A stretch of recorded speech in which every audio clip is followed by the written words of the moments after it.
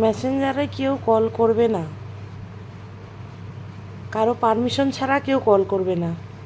রাতে বেশি করে তোমরা কমেন্ট করছো, তোমাদের হয়তো অথচ খারাপ লাগবে এটা, কিন্তু আমাদের তার থেকেও বেশি খারাপ লাগে। ঘুমের ডিস্টার্ব হয়, হ্যাঁ, কিছু আমরা গুড নাইট পোস্ট করতে পারি না।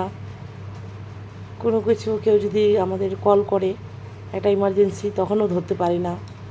কি বাড়ি থেকে যারা আমাদের চাকরি বাকরির সূত্রে, পড়াশোনার সূত্রে বাড়ি থাকে, মেয়ে বর, তখন আমরা কল ধরতে পারি না।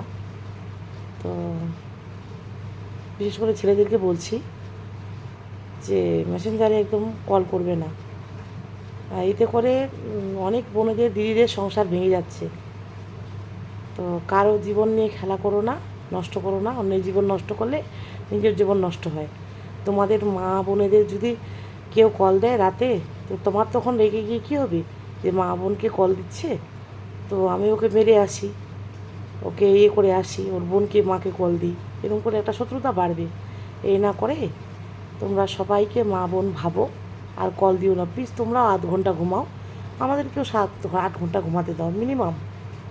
তো tata, bye bye, Radhe Radhe, ভালো থেকো সবাই।